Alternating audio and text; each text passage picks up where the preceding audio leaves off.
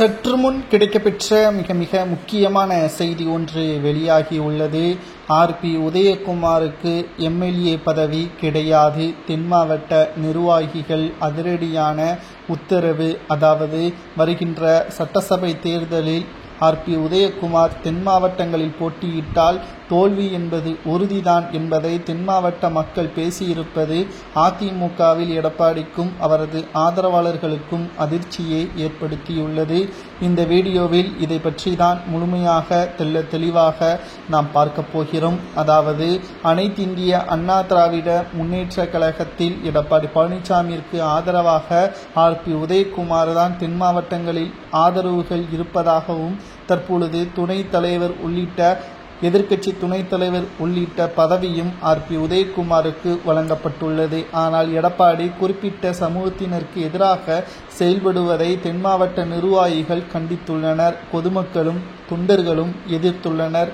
ஆனால் ஆர்பி உதயகுமார் அவர்கள் பதவிற்காக தென் மாவட்ட நிர்வாகிகளையும் தொண்டர்களையும் அவமானப்படுத்தும் விதமாக எடப்பாடிக்கு ஆதரவுகள் தெரிவிப்பது, தென் மாவட்டங்களில் ஆர்பி உதயகுமார் இரண்டாவது முறை போட்டியிட்டால் நிச்சயம் நாங்கள் ஆர்பி உதயகுமாரை வெற்றியடைய வைக்க மாட்டோம் என்பதை தெளிவாக கூறியிருப்பது அரசியல் வட்டாரத்தில் அதிர்ச்சியை ஏற்படுத்தியுள்ளது.